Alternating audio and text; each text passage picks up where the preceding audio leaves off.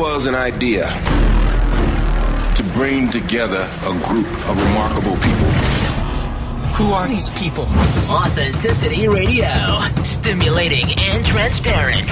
Real people and real authentic talk. Ladies and gentlemen, it's time to get real. What are you prepared to do? Guys, I'm bringing the party to you. Slade Suter Live. Hey, welcome. Grab a seat anywhere. No, we don't have any menus. The only thing we have today is the freedom to express who you truly are. We call it Authenticity Radio. You'll like it, don't worry. Let me go grab the host. He's got the hospitality of a fat and jolly innkeeper. He's a good guy. Slade Suter. Hello and welcome to you. This is Slade Suter. Broadcasting from the Authenticity Radio studios. Becoming Human is today's program. Now, becoming human is not a question that we typically ask, is it?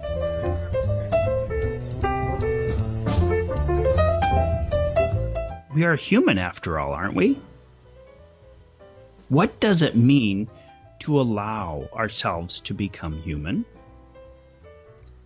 Well, today's guest, Elaine Bailey, who now lives in Salisbury, England, may give us some insights and help us to see humanity and allowing ourselves to become human in a different perspective. Now, many of you may know Elaine Bailey as the president and founder of ElaineBaileyInternational.com, Work Brilliance Coaching Solutions. Well, she's with us today. Aren't you, Elaine? Yes, I am. Hi. I'm still here. Welcome. Good morning. We were just chatting before the program, and we were just getting so great into the conversation that, oh my God, we just have to begin the program. So becoming human, Elaine. Yeah. Are you human? As far as I know, yes. I'm an alien. I did wonder about that. Yeah, well, see, that's okay. I'm trying to become human, just like Data on Star Trek, Next Generation. Working toward this. So I really am. For our listening audience, Elaine and I had this wonderful, wonderful conversation. We were talking about producing a program for you to listen to. And then it dawned on me that it was just this. Elaine was giving me great concepts of what it is to allow ourselves to become a human being. And so that's what I'd like to try to revisit if it's possible. Mm-hmm. So Elaine, who are you, first of all? Tell me a little bit about your background. Where do you come from? Well, originally I came from, I was born in Yorkshire, East Yorkshire in England, and I spent my many years, I started my life in the banking world actually, which I don't understand why, because numbers and spreadsheets and filling out templates are really not my unique abilities, but you start where you begin, don't you? But it was exactly the right thing for me to do. Did you educate yourself in that, in accounting? Yeah, it was. I did banking exams and things like this, and I was very career focused. But I realised I was part of a management development program, and they moved me around places, and they actually moved me into the training department, and it was there really where I started to understand what I wanted to be when I grew up, because it's one of those things. I was one of those people that just fell into things rather than actually having a grand plan or anything. Wow. And I started to really enjoy training and standing up and delivering things and connecting with people, and that's where it really started. So I did change my career from that to being an international learning and development consultant, where I've spent the last 26 years traveling the world, training, consulting and coaching. And from a qualification point of view, I've done a master's degree at Oxford Brookes University in coaching and mentoring practice, and I've done training qualifications as well. And I love the psychology of people and understanding and helping people be the best they possibly can be. So that's where I ended up being an international consultant and training leadership programs and behavioral programs. And I used to find that I'd spend a lot of time going in delivering strategy and business stuff, leadership stuff and everything. But in the background, what I would be doing is helping people be themselves and actually connecting at a deeper level. So it's funny, I've been accused of being, we were talking earlier before we started, but I have been accused of being a witch because I can it's like you can read people's minds. And on my weekly easing, people write in and say, did you write this for me this week? How did you know? And I'm a very intuitive person, and I think my intuition helped me to really connect with people. So I was focusing on the strategy and the business stuff they needed to do, but I was coming in at a deeper level as well, helping them be the person they needed to be and helping them with confidence, understanding, self-awareness. And that, for me, really is where being human is all about, because in this busy world that we live at the moment, there's so much going on, and there's so many demands placed upon us, and that we're so busy doing. I call it the do-do. We get stuck in the do-do of doing life rather than actually being and living our life. We're so detached from it, and we get desensitized and numb, and life just becomes a series of things we have to do rather than actually something about being and growing and learning. So you're speaking about the A word. Yes, the A word indeed. Should we even mention it? I think we could. It's only you and me. If we get thrown off the airways, we'll know why. Authenticity. So you are about authenticity. I am everything about authenticity, yeah. And Christmas, okay. And also, you mentioned that you know what you're going to be when you grow up. Well, I'm still working on that one, actually. This week I'm being an author, and but yes, and that's the wonderful thing.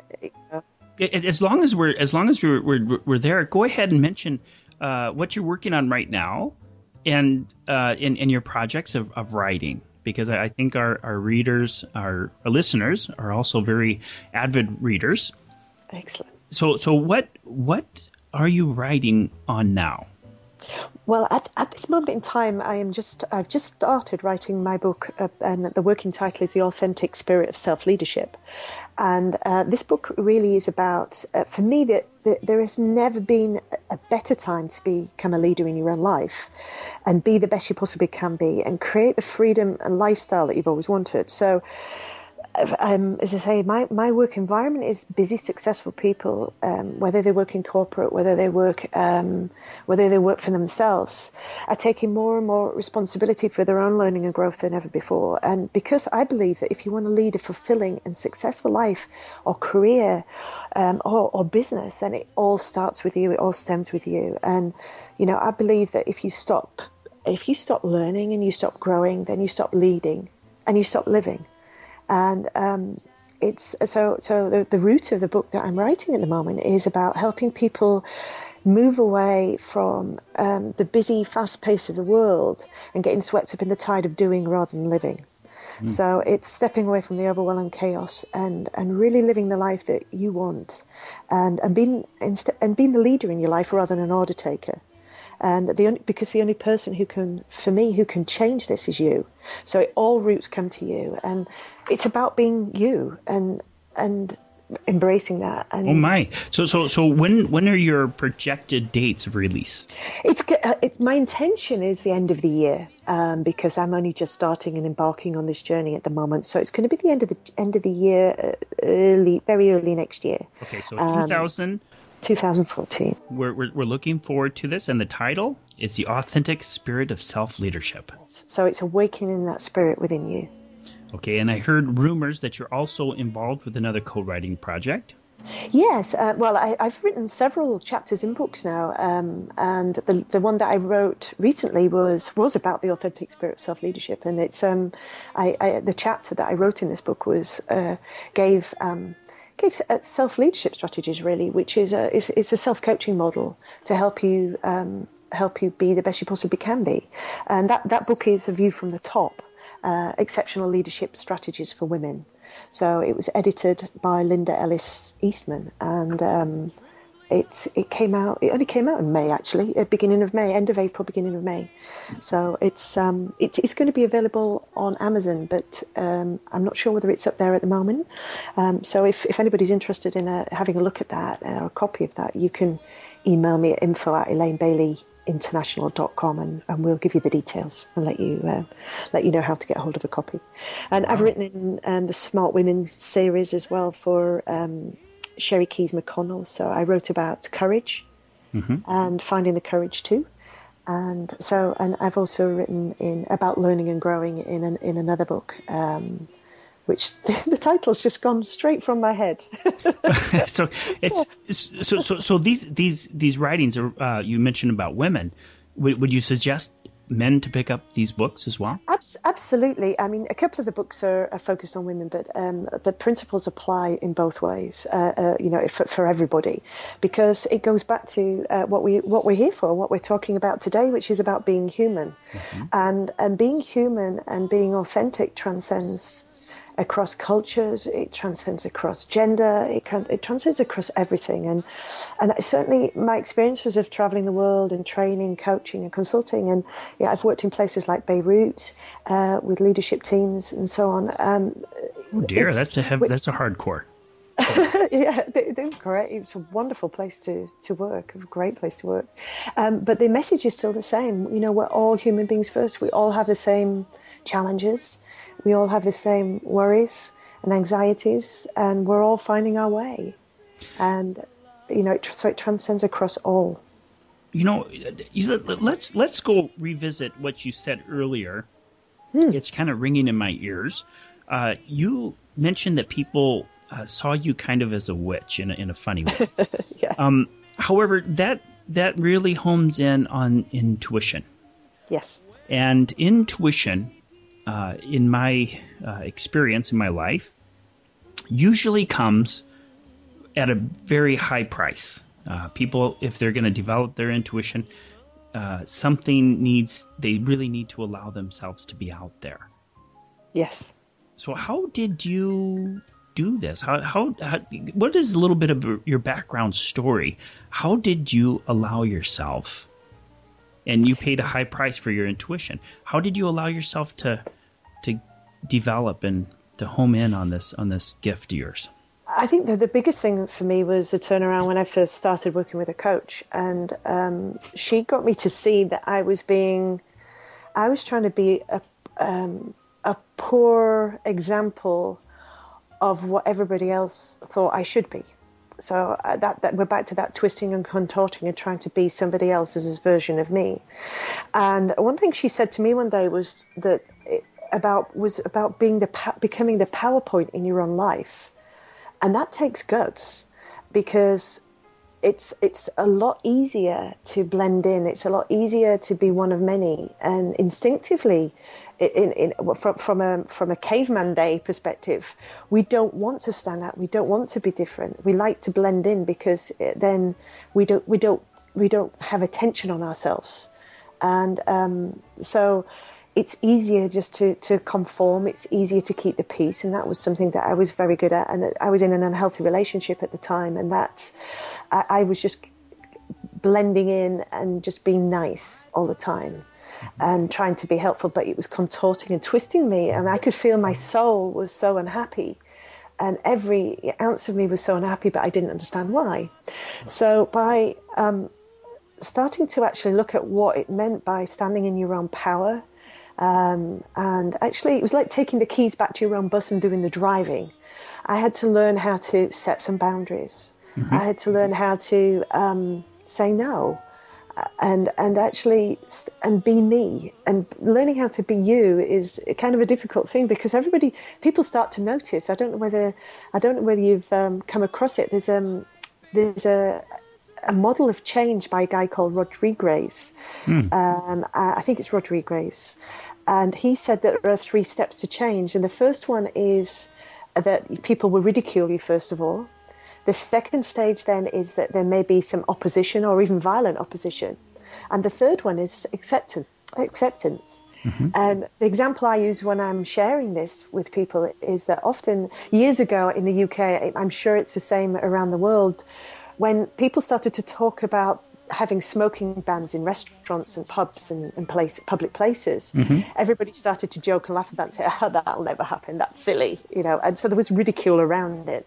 And then when they started to bring the laws in the UK to say no, you are not going to be allowed to smoke in restaurants and pubs, that violent opposition came up because people were starting to rebel against it, saying it would destroy businesses, it's unfair, it's against our moral and legal rights. So there was a big kerfuffle, if you like, all around it. And then now, today, sort of 5-10 years on even, I don't know how long ago it was, you drive down the road and pass a public place like a pub or a restaurant in a busy town in England, and it could be raining and there's people stood outside under umbrellas having cigarettes because it's socially accepted. And that's the same with making change in your life, and that's the same with I got ridiculed to begin with because I was either going through a phase, this will pass, because I started to say no. I started to look for what I wanted in life. For the first time ever in my life, I made a list of what I wanted rather than trying to think about what other people wanted from me. And I started to claim that power back. And that, for me, was the start of being authentic. So once you start that and you start to move towards that, if you look back and you look back at what you were or what you're leaving behind, you don't want to go back there. Well, I don't think you could you? No, I don't think you could. Because you know too much to turn back. That's it. The more that you take that forward motion and the more that you become a student of you, and that's what I am, a lifelong student of me.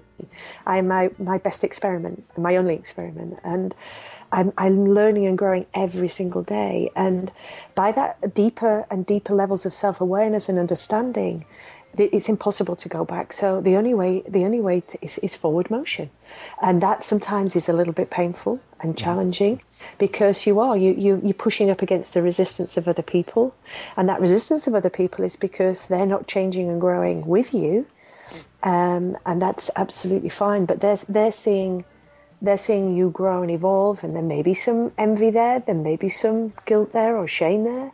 And they maybe don't sometimes know how to deal with it. So that can be a challenge sometimes. Well, watching you in a disempowered state and observing you and having you in my life, well, if I'm in a disempowered state and I'm seeing you step out of it, you're making me mighty uncomfortable. Absolutely. It's that discomfort. And how dare you? Come on. What do you think you're doing? Absolutely. Are you going through an early midlife crisis? Yes. Is it a phase? Is it this? Is it, I mean, I was accused of joining a cult at one point because I was in a coaching program. So, but that's how it comes out, and I've heard other people say that since because you're doing the work, and it's discomfort. It's totally about uncomfortable. And one of the things about being authentic for me is about learning to be comfortable with uncomfortable. Because to grow and to learn, it's about creating a new normal all the time. I'm always creating a new normal. I'm stepping out of my comfort zone, and I'm stretching, and stretching itself creates a tension. I use the analogy of, when you go for a back massage, and you can feel those knotty bits in your back. You can feel where the masseur is pressing, and it feels really uncomfortable. But you know that it's worth it in the long run, and that creates a tension. And when that tension is released, then your arm or your shoulder is able to move much more fluidly. And that, for me, is like growth.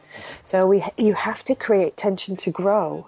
It's how you manage that tension and how you move through that tension. And it's also with the massage that we can facilitate in allowing those little muscles to relax. Yes, that's right.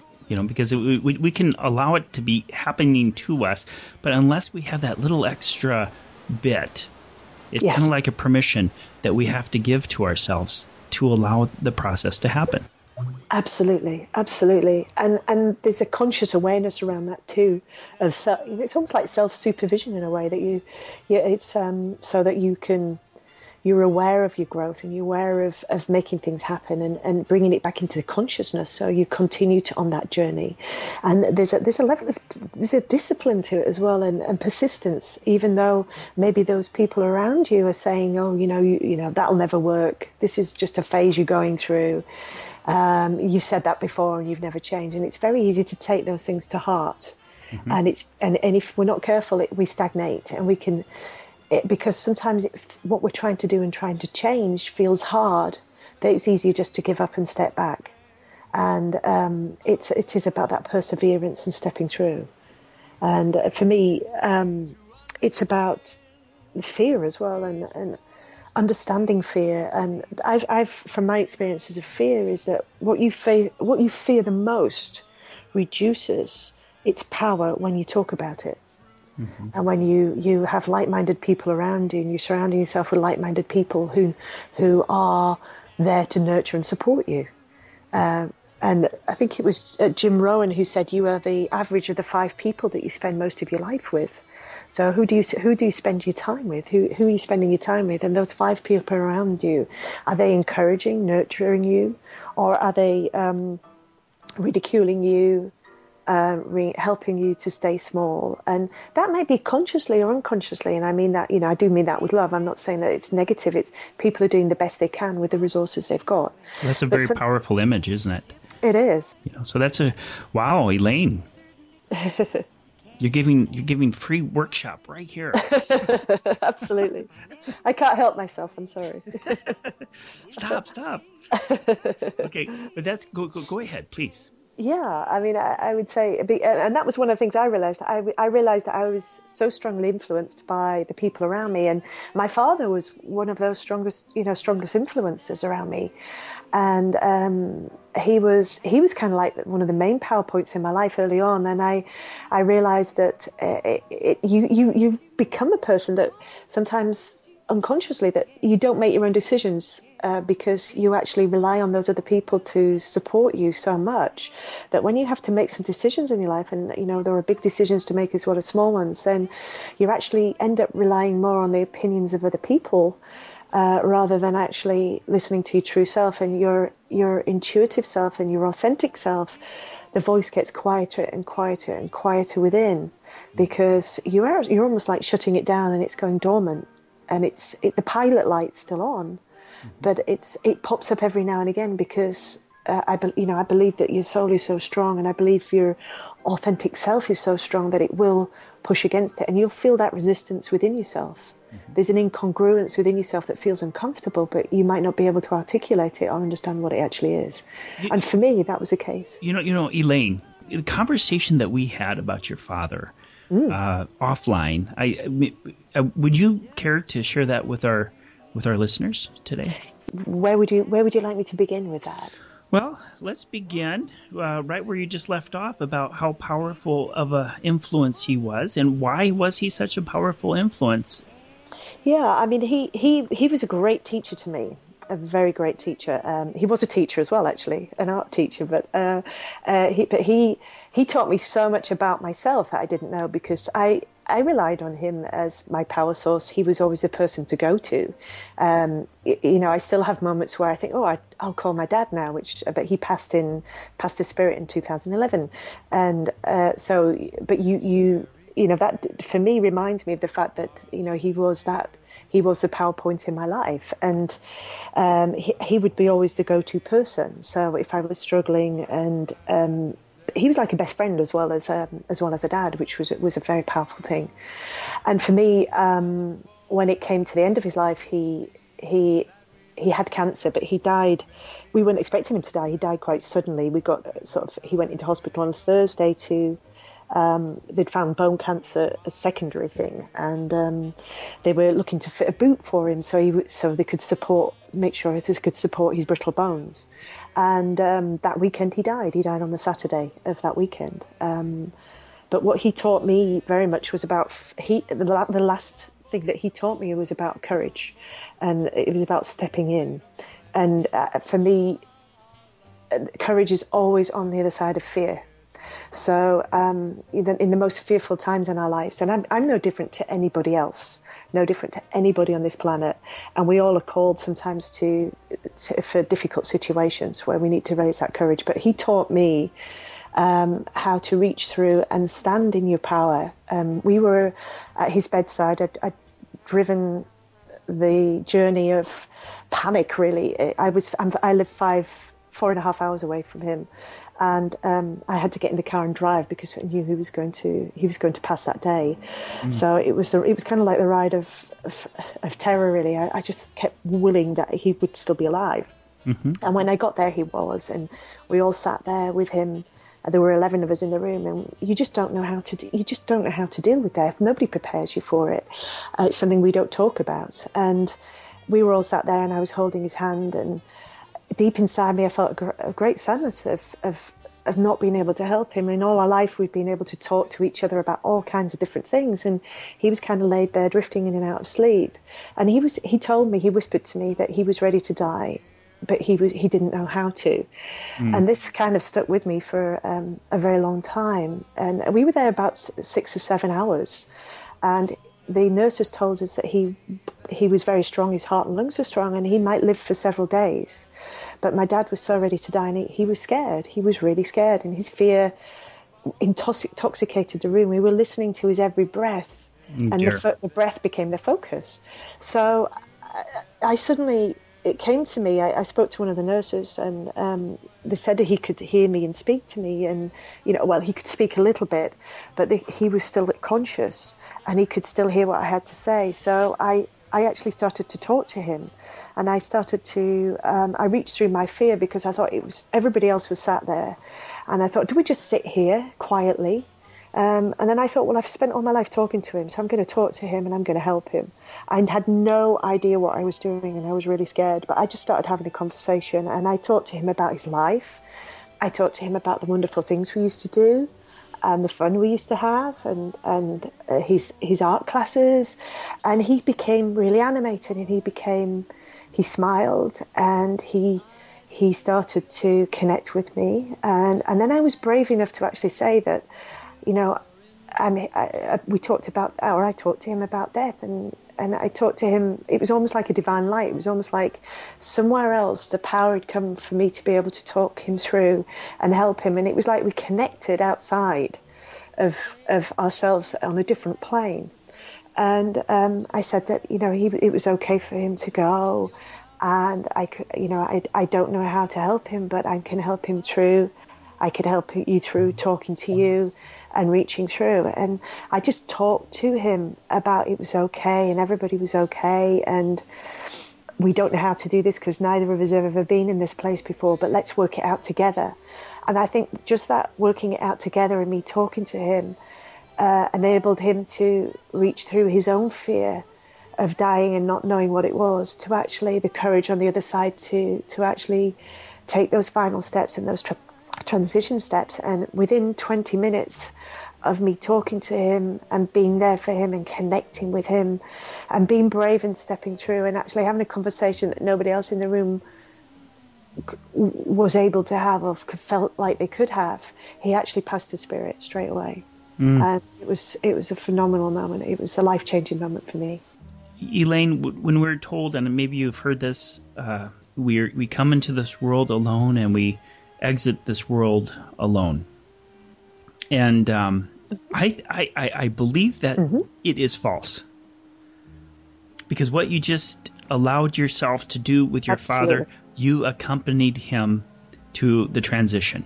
This is what it is to be human, isn't it? Absolutely. Because in our lives, there's always a morning and then there's an evening. There's a day and then there's a night. And we have to go through these cycles. Yes. Our big cycle, we don't know what's on the other side. However, it is just about that, isn't it? I totally agree.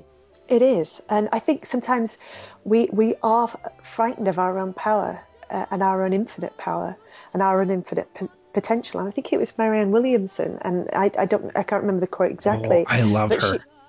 She said that it's not that we're frightened of our own power. We're frightened of what we can and who we really are, rather than actually frightened of whatever it is that's that's presenting itself in front of us. And I think it's in those moments that we really connect. It's in those moments that we really, we really do. I believe we really are one. And I have friends and connections all around the world. And I have a really good friend in North Carolina who, she knows things that are happening to me when, like, for example, I lost a kitty a month ago, and she knew the exact moment that cat died. And she knew she was poorly, but she could connect it. So there are layers of levels that we are connecting on. And yes, you are with you all your life, but isn't that beautiful? Don't you think? That you get to, and your thinking's not real. So you get, who you think is who you are. So you get, how do you want to think about yourself? And that relationship that you have with yourself is so powerful and so huge. And you can reinvent and change and grow at any time, and with the influences around you and the people around you, and it's a beautiful thing. The connection that you shared with your father, you mentioned that he taught you courage was on the other side of fear. Absolutely. I believe courage is always waiting for you on the other side of fear. And if you get clear, if you have faith in your intuitive self, you can reach through that fear. And you'll find a deeper level of courage that is pure. It's beautiful. It's always waiting for you, always. It's deep in the core of your existence, waiting to be let free. And all you ever need to know really is that you were free to go there, and you're free to go there any time. And for me, that's what he taught me. And then for you to take that and then to return the gift to him at the very last minute. Yes. You were there with him, and you were sharing the same teaching that helped him accept his. Absolutely. It was like we were sharing that together, and I sensed it was a feeling of liberation for both of us, and we were connecting at such a higher level. We were no longer father and daughter. It was phenomenal. What does that mean? Can you share about that? I mean, what does that? I think for me, it was like we were one. It was. I know it kind of sounds a bit crazy, but it was a divine moment. It was like we were both outside of the room, outside of our bodies. We were connecting on a higher plane, and we were being human. At its ultimate, at its highest level, and it was so freeing and liberating because we were connecting at that place, and it was more than being skin and bone. It was more than being the physical aspects and the physical body that we live in throughout our lives on Earth. And there was a purity to it. It's hard to define in itself, but it was so deep. I can feel it really deep inside myself as well. And even now talking about it, and it's 2 or 3 years since it happened. That strength and that pure white light of it and the power of it is still there. It was quite divine, really. But that power, for me, I saw the pure power of being a human being, and I don't mean power as in an aggressive power. It's beauty, and it was almost angelic in the way that it came across, and how you can actually. Life is so much more than a to-do list. Oh my God! And so many of us are just in there in chaos and overwhelm and a to-do list and having to get things done, and we push our life to one side, because we've got so many things to do, and we've got to be so many different people in so many different roles that if there's a little bit of space at the end of the day, then I'll give a little bit of time to me. And we so miss the point of it all, because by tapping into being your authentic self, by being you at the deepest chorus level, is the way that you can best serve the world, the best that you can best help and support each other. And it's how you make change in the world, and how to live your best life. It really is. The most difficult thing that we probably will face will be our own death, won't it? Absolutely, absolutely. And when we're faced with death and fear and death, it seems like those are very related. Yes. Those two words are very related, because that seems what stops us in our tracks so many times during our life. It is, and you think about it, it's all, not maybe all the time, but I'm sure you have, and I know we've talked a bit about it offline, but we're always worried about the D word. You know, it's kind of like, and in the Western world, I think we don't help people to be able to deal with it very well. And you know, it's always the biggest fear for all of us. And you know, some people do understand it a little bit more. Animals are, again, the greatest teachers to us, because, you know, as I say, my cat Maggie died recently, and she taught me so much about death. You know, she wasn't there terrified and, you know, worried and anxious about it. She leaned into the beauty of it. She knew it was her time. She really did know it was her time, and there was so much grace with it. And I think, you know, I go back to that, talking about what you fear the most reduces its power. And even in an extreme situation like my dad passing, you know, I watched him relax and embrace the transition before him. But how often do those important things get left unsaid because we're paralyzed by fear? So the more that we understand it, the more we can. I'm not frightened of it now, and you know, in any way or form. And you know, I kind of embrace it. I don't want to go yet. Absolutely not. I've got far too much to do, and I've got a book to finish. Hang in there, Elaine. Come on. I'm hanging in there. But you know, but through that understanding of that, I know I've got so much more to give and so much more to share. And I see this as, I see what I'm learning and growing every single day in my life it helps me to be a brighter beacon of light to the people that I serve. Mm-hmm. So I can hold a torch and I can share my gifts and help them to build their fires within, to help them see and actually reawaken their own spirit of self-leadership within themselves, to actually step in and lead their life and lead their death as well, you know, if we look at it that way, because it is all part of that natural process. And you know, I do believe that, you know, there's more beyond that too. But it's a powerful thing. Well, Elaine, this is not about coaching. This is about lifing. Yes, absolutely. And it's, you know, I feel very blessed in my life because I get to be able to do that. I get to be able to serve people. Can I say something very strange to you, Elaine? You can. I'm good with strange. Okay, good. Well, here you go. I'm very thankful. I'm very thankful that you were very sad and that you suffered as much as you did. Yeah. Because it seems to me, by what you're saying, that these were necessary ingredients for you to have learned the lessons that you did. Absolutely. To be almost like a catalyst to step through, to embrace this life that you're now living. Yes, absolutely. And, you know, life is messy and life is emotional and life has pain and it has so much pleasure as well. And I go back to, I think it's Buddha that talks about the laws of impermanence. But, you know, it's I was walking about a year ago in the New Forest in Dorset here, and there was a patch of ground that was completely dead. From a distance, it was scorched and dead. And what had happened was there'd been a bit of a heathland fire there.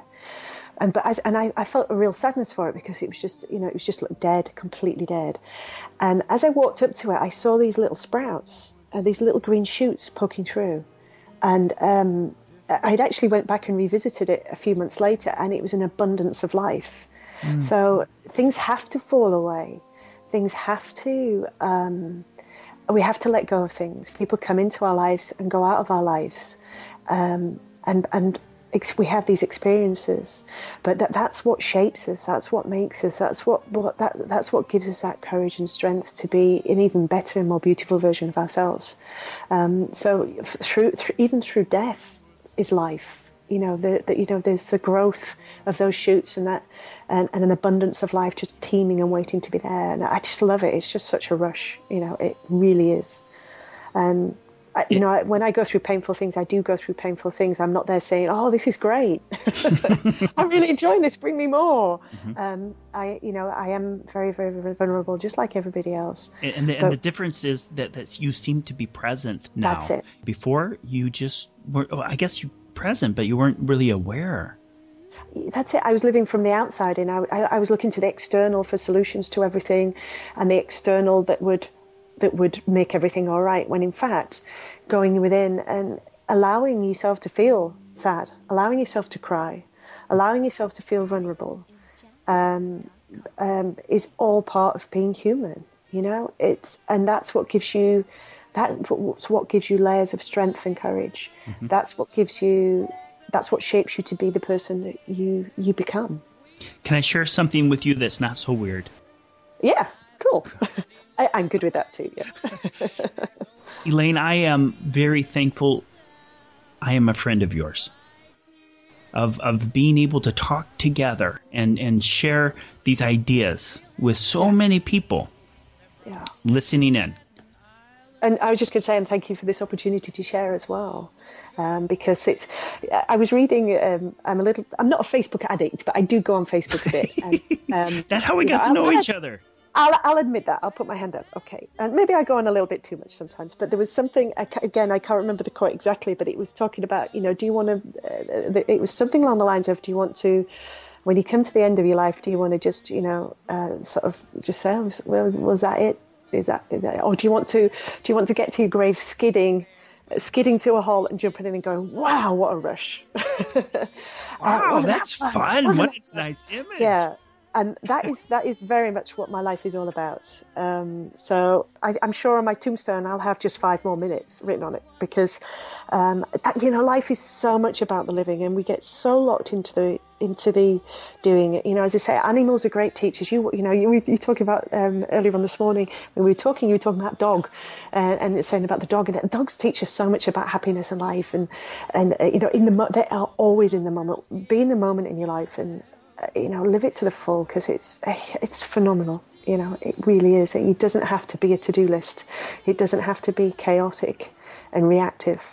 Yes, there's things we need to do. Yes, there's things we need to go through. But it can be so beautiful too. It really can. So dogs and cats can teach us a very valuable lesson on learning how to be human. Absolutely. Which is to be. Isn't that weird? Yeah, I guess what it is, what is it? Is to be present. Yeah. And once we are present, just like Eckhart Tolle in his wonderful book, The Power of Now, you're present, and it's a gift to everyone who is around you. Absolutely. I totally agree. And we spend so much time in the past, and we spend so much time in the future. We worry about what's happened in the past. We're always moving towards the future. I'll do that next weekend. If I can just get through this week, then there'll be a little bit of space next weekend where I can start to become me.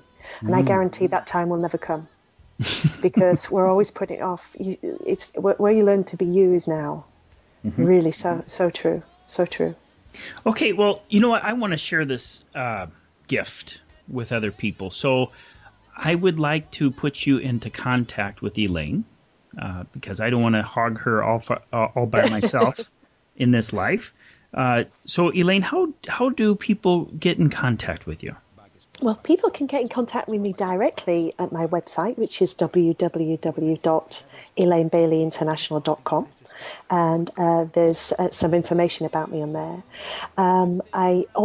You can contact me directly at info@elainebaileyinternational.com. And what I offer is a couple of things that I offer people. One is I offer free weekly advice on my e-zine. So if you go to my website and look at there's a little opt-in box on the right-hand side about Work Brilliant. I write weekly articles about the very things that we've talked about, how to be the very best in your life, how you can step forward, how you can make a difference. So I write every Thursday. So if that's something that you want to opt into, then feel free. Just share your name and email address. So that's one way. And also for people as well, I offer a free 30-minute clarity call. So if you're wanting to talk a little bit more about what we've talked about today, or you want to have a little bit of direction or focus and clarity, then I would love to talk to you and have a conversation. So you can arrange that. Actually, that's on my website too. So if you go in how to contact me, my contact page, that will show you how to do that. And that's how you can start to reach out. And I'd love to hear from you. Elaine, what is your bottom line message that you would like to leave with us humans? Wow. I would say for me, it really is about you. You just be you, go out there and be you and really live your life. Live your life to the full. It's such a fascinating, amazing world that we live in. And you are such a fascinating and amazing being. Don't stay stuck in place more, reach through your fear. Find the courage to step into your own power and be you, because you is pretty damn amazing. So go out there and change the world in your world. You is pretty damn amazing. My goodness. We'll stick with that one. Maybe grammatically it may be... No, it's great. I love it. It's powerful. You bring out the best in me. Oh, my goodness. Thank you. Thank you so much for being with us here today on Authenticity Radio. You are so welcome, and thank you. And this is Slade Suter. Until next time, be authentic, be true, and be free, because you're pretty damn amazing.